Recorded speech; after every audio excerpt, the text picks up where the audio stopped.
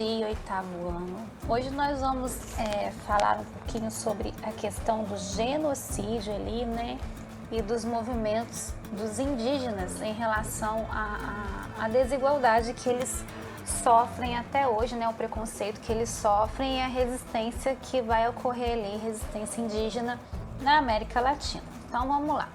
Quando eu falo em América Latina, eu estou falando do Brasil, estou falando dos países latinos. E aí, vocês têm que tomar um cuidado, né, nesse contexto. Por quê? Porque o México, apesar dele estar ali na América Central, ele faz parte da América Latina. Por quê? Porque ele foi colonizado pelos espanhóis. Ou seja, países da América Latina são aqueles países que foram colonizados por Espanha e Portugal. Então, vocês vão prestar atenção que nós temos aí o Brasil, né? Nós, brasileiros, colônia de Portugal, durante muito tempo, até a independência. E ali, México, aquela região ali onde fica Cuba, esses países assim, que alguns estão dentro mesmo da América do Sul, outros estão mais pro lado da América Central. O México é um deles. Por que eu estou destacando o México? Porque quando vocês começarem a estudar, né, no ano, né, de 2021, vocês vão ver que o México ele tem relações e dependência muito grande, muito forte com os Estados Unidos da América, com a América do Norte. Aí vocês vão se questionar, mas se ele depende da América do Norte, por que ele está dentro da América, ele se encaixa dentro da América do Sul, quando a gente fala de resistência, né, dos povos indígenas aqui na América do Sul? Porque ele foi colonizado pelos espanhóis. Lembra quem colonizou a América do Norte? O México não está na América do Norte, o México está na América Central. Isso é questão geográfica. Observa bem esse mapinha que está aí para vocês. Esse mapa, né, vocês vão concordar comigo, é um mapa de qual continente? Do continente americano. De toda a América, tá? Aí eu tenho desde a América do Norte, a América Central até a América do Sul. E aí, quando a gente fala do México, por isso que eu falei que era uma questão geográfica, porque o México, ele, como eu já falei, então vou repetir para ficar bem gravadinho na cabeça de vocês, ele, apesar de estar ali na América Central e de ter relações, né, econômicas e diplomáticas e outras relações ali com os Estados Unidos da América, né, no caso com a América do Norte, ele se encaixa dentro dos países da América do Sul. E se vocês observarem a população, né, mexicana, os mexicanos eles têm traços bem indígenas mesmo, né? Dos indígenas que viveram ali, né, desde quando a gente estudou ali incas, maias, astecas, naquela região ali, próximo ali ao México, né? Também dentro de onde hoje é o México. Então, o que eu quero que vocês prestem atenção nesse mapa? Nesse mapa, nós vamos ter o México aqui, ó, e os Estados Unidos bem aqui. Daqui para baixo, tudo isso aqui para baixo, ó, é considerado os países latinos. E é aqui que nós temos essa porcentagem de, no total de 42 milhões de pessoas, né, de diversidade. Nós temos dentro da América Latina, ela era composta por 42 milhões de pessoas, o equivalente a 8% da população de todo o continente americano. E ainda de acordo com esse relatório, a pobreza afetava 43% dos indígenas. Então, os indígenas que vivem aqui, ó, nessa região, do México para cá, né, toda a América considerada latina, eles vivem na linha de pobreza. Esse dado, gente, de genocídio e desigualdade é de acordo com um relatório do Banco Mundial. E esse relatório foi feito em 2016. Aí fala que a população de indígenas da América Latina era composta por essas 42 milhões de pessoas, 8% da população equivalente aos indígenas, né? Todo o continente americano. E aí nós temos a questão do extermínio.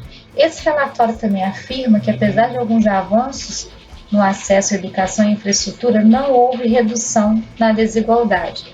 Os indígenas ainda sofrem com altos índices de mortalidade infantil, analfabetismo, desemprego e violência. é a questão, né, do ser colocado ali à margem da sociedade, né? E aí eu vou falar um pouquinho sobre isso para vocês, dando continuidade aqui, e depois nós vamos falar sobre a resistência desses povos e a luta desses povos por seus direitos. Dando continuidade aqui, né, vocês acabaram de ver um mapinha aí da América Latina, e aí acho que eu espero que vocês tenham entendido a questão aí do México, né? As relações comerciais do México são praticamente dependentes ali dos Estados Unidos, mas o que a gente define com a América Latina? Todos os países que foram colonizados lá atrás do processo de colonização por Espanha e Portugal. É só vocês lembrarem daquele esqueminha que eu sempre fiz no quadro. Tudo que ficava a oeste da América pertencia a quem? A Espanha, vogal com vogal. Tudo que ficava a leste pertencia a quem? A Portugal, consoante com consoante. Então, OE, oeste, Espanha, LP, leste, Portugal. Então, aquele esqueminha básico, tá bom? Agora nós vamos falar um pouquinho sobre a questão dessa resistência, né, dos indígenas na América Latina, essa questão do genocídio e das grandes desigualdades. Os indígenas, no geral, na América Latina, eles sofrem muito com a questão da mortalidade, né? Não só por conta de doenças ou por outros, né, por motivos inúmeros até os dias atuais, em pleno século XXI.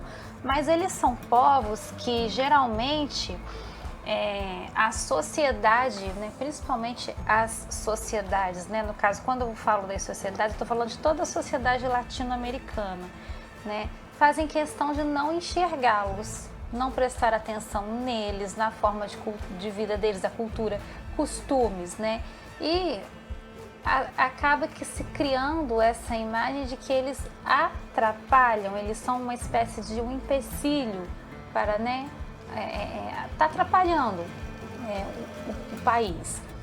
Isso não é só no Brasil, não. Isso é uma cultura de toda a América Latina. Os povos indígenas, eles não são enxergados. Não são. E aí, quando nós estamos falando, né, no nosso capítulo Estados Unidos da América e povos da América Latina, nós temos que olhar para a questão indígena, que é uma questão que até hoje ela é colocada em pauta, né, em debates, em congressos, para poder resolver a situação dos índios, dos indígenas em cada país latino-americano. O livro de vocês traz uma estimativa de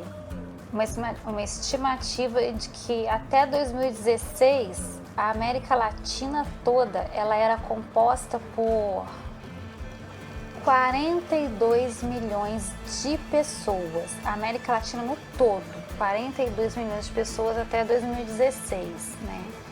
E aí, dessas 42 milhões de pessoas, 8 milhões são indígenas. Aí eu posso estar falando dos indígenas brasileiros, dos indígenas ali da região, né, onde ficavam os incas, os maias, os astecas, ali pro lado do Peru, aquele lado ali, né? Entre outros, no Machu Picchu, esses lugares. Até os indígenas, não se coloca muitos da América do Norte, porque a questão indígena lá é tratada de uma outra forma, tá bom? Então esses povos, eles vão começar a reivindicar os seus direitos e a lutar pelos seus direitos. Por quê? Porque quando eles começam a entender que eles têm a sua cultura, têm o seu costume e que eles são tratados de forma horrível, de forma preconceituosa, mas para comprar o dinheiro deles serve, porque vocês acham que os indígenas vivem até hoje só de pesca? Existem povoados que até hoje não teve nem contato, né, com o ser humano, né, o homem branco. Eles vivem isolados, né? Mas a grande maioria dos indígenas já estão nas universidades, não a grande maioria, a minoria, né? Eles já estão indo para as faculdades, as crianças indígenas já têm acesso à escola, né? Só que nem todas conseguem ter esse direito. Foi como eu falei na última aula, não sei se foi com vocês ou com o mundo, depois a gente dá uma revisada aqui, eu repito aqui, que O Estatuto da Criança e do Adolescente, as leis, a nossa Constituição e o ECA, Estatuto da Criança e do Adolescente, ela diz que toda criança tem direito a estudar. Ela, na Constituição, por exemplo, não está escrito, então todo brasileiro tem direito à educação. Beleza, está lá na Constituição.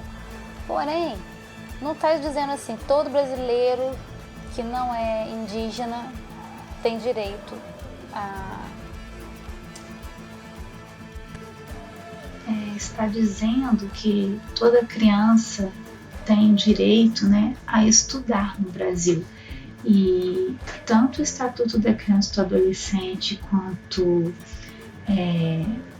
a própria Constituição, né, ela assegura, esses documentos eles estão aí para poder assegurar o direito à educação. Lá no ECA, por exemplo, não diz que toda criança indígena não pode ou não deve estar na escola, ou toda criança afrodescendente não deve ir à escola. Muito pelo contrário, quando diz toda criança, está incluindo todas as crianças, sejam elas brancas, negras, pardas, indígenas, seja qual for a etnia. Eu falo do México aqui para baixo, né? Quando eu falo América Latina, eu já expliquei, né, gente? O leste pertencia ao Portugal, tudo que é oeste ali do Tratado de Tordesilhas vai ficar com a Espanha. Então, o México ele vai ser daqui para cá, Argentina, Paraguai, Bolívia, Peru, esses países aqui, Venezuela, para subindo aqui pro centro, né, ali para a América Central, nós vamos ter uma colonização por parte dos espanhóis. Chegando aqui no Brasil, nós vamos ter uma colonização por parte dos portugueses. Isso aqui foi definido ali mais ou menos no Tratado de Tordesilhas, né? E aí, como eu já falei anteriormente, o leste ficou com Portugal, o oeste ficou com a Espanha, tá? E aí vamos falar um pouquinho agora sobre essa resistência da continuidade, né? Mesmo com tantos problemas, os indígenas da América Latina não desistiram de lutar. Nas últimas décadas, eles vêm se organizando para reivindicar e conquistar avanços sociais, culturais, políticos e econômicos, em um movimento que é chamado de, que alguns estudiosos chamam de despertar indígena. Esse despertar é resultado de uma maior conscientização dos indígenas surgida na metade do século XX. Vamos conhecer alguns exemplos do protagonismo indígena na América Latina. Equador, né? Também foi colonizado ali pelos espanhóis, né? O Equador é um exemplo, gente, que é um exemplo que nós temos lá, é um movimento de unidade plurinacional. Essa unidade plurinacional recebe esse nome aqui, ó.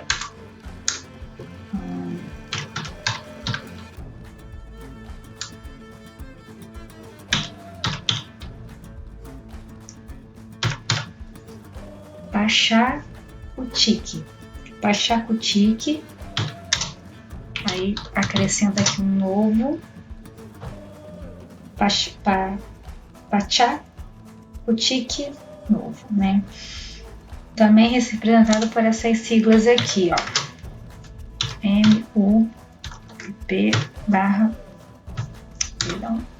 MUP. Eita, deu sujo aqui. MUPP tracinho MP. Ok. Então, o que essa unidade plurinacional do Pachacutic, novo país, né? Ele é o maior partido político do Equador, comandado por indígenas, e participa ativamente na defesa de seus interesses. Então, esse partido ele é plurinacional, então ele vai pegar toda a população indígena.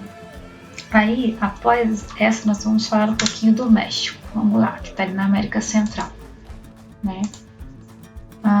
México. No México, o Exército Zapatista, não escrevi México, né? O Exército Zapatista de Libertação Nacional, formado essencialmente por camponeses de origem indígena, luta pelo direito à posse coletiva da terra e pelo fim da violência contra o seu povo. Ali no México é um exemplo realmente bem na nossa cara, né? Porque a violência contra os mexicanos, a gente olha para eles, a gente vê nitidamente os traços indígenas, né? É impressionante. E aí nós vemos que quando os mexicanos tentam, né, viver em outro país, principalmente ali na América do Norte, nos Estados Unidos, a forma como eles são tratados é uma coisa assim surreal. Então aqui o exército zapatista, mesma coisa aqui de libertação nacional, que vai ser representado por essa sigla aqui, ó, EZNL, né? Ele vai ser formado essencialmente por camponeses de origem indígena. E aí agora nós vamos falar um pouquinho da Nicarágua.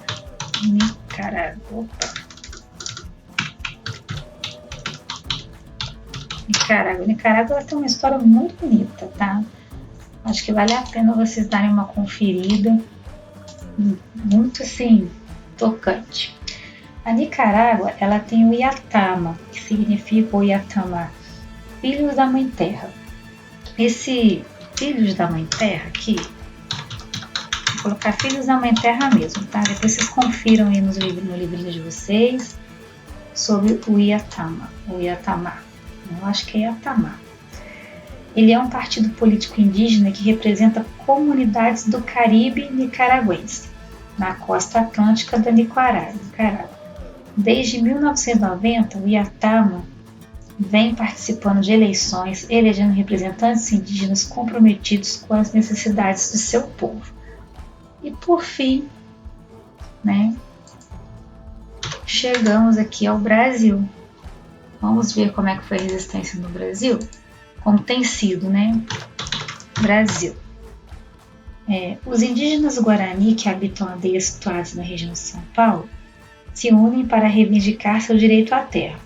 Tudo começou quando a ocupação legal da aldeia Guarani Tecoapiuá, localizada na terra indígena do Jaraguá, foi revogada pelo governo federal. Esse fato deu início à união e aos protestos indígenas. Então, o Brasil, ele constantemente a gente tem aí a pauta indígena, né, colocada em questão. Esses movimentos que vocês estão aprendendo aí, nós já chegamos ao finalzinho deles, né? E leiam a página 343 e a 342 para que vocês possam entender um pouquinho melhor. Assistam as explicações, qualquer dúvida, chama aqui na plataforma. Então, nós temos aí o exemplo do Equador, México, Nicarágua, filhos da Mãe Terra, né?